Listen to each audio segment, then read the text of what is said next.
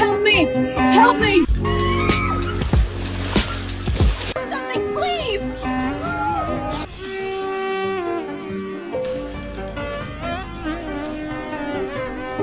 এই গল্পটি আজ আপনাকে অবাক করে দেবে। জেসিকা র্যাডক্লিফ এক তরুণী, যার জীবন ছিল সমুদ্র আর সমুদ্রের প্রাণীদের ঘিরে। ছোটবেলা থেকেই তিনি ঢেউ, লবণগন্ধ আর গভীর নীল জলের সঙ্গে যেন একাত্ম হয়ে গিয়েছিলেন। দিন কাটত প্রশিক্ষণ দিয়ে, তিমি আর ডলফিনদের যত্ন নিয়ে, আর দর্শকদের সামনে তাদের কার্যকলাপ উপস্থাপন করে। কিন্তু একদিন সেই স্বপ্নের মঞ্চেই ঘটে গেল এমন এক ঘটনা, যা দেখে হাজারো মানুষ কেঁদেছে। ভিডিওতে দেখা যায় খেলার মাঝেই একটি অর্কা তিমি হঠাৎ করে তাকে জলের নিচে টেনে নিয়ে যাচ্ছে।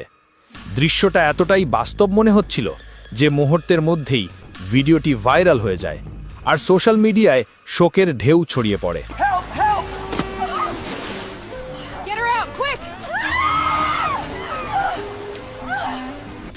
অনেকে বিশ্বাস করেছেন সত্যি এক ভয়ঙ্কর দুর্ঘটনায় প্রাণ হারিয়েছেন তিনি। কিন্তু সত্যিটা কি আসলেই এত সহজ, নাকি এর পেছনে লুকিয়ে আছে এক চমকপ্রদ মোড়, যা পুরো ঘটনাকেই বদলে দিতে পারে?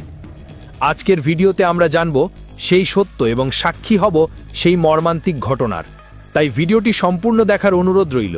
আর নতুন বন্ধুরা অবশ্যই পাশে থাকা সাবস্ক্রাইব লেখাটি প্রেস করে বেল আইকনের অল অপশন সিলেক্ট করুন।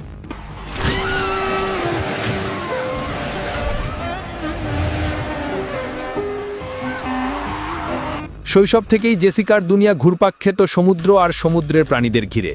কারণ তার বাবা ছিলেন একজন জীববিজ্ঞানী, যিনি প্রায়ই গবেষণার জন্য নানান রকম সামুদ্রিক প্রাণী বাড়িতে বা ল্যাবে নিয়ে আসতেন।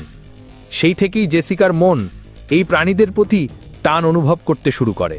বিশেষ করে বিশাল এবং সুন্দর সামুদ্রিক প্রাণীদের প্রতি তার ভালোবাসা যেন এক ধরনের আসক্তিতে পরিণত হয়। বয়স বাড়ার সঙ্গে সঙ্গে সেই টান আরও গভীর হয়। বাবার সঙ্গে সে সমুদ্র ভ্রমণে যেত, যেখানে বিজ্ঞানীরা তিমি আর ডলফিন নিয়ে গবেষণা করতেন।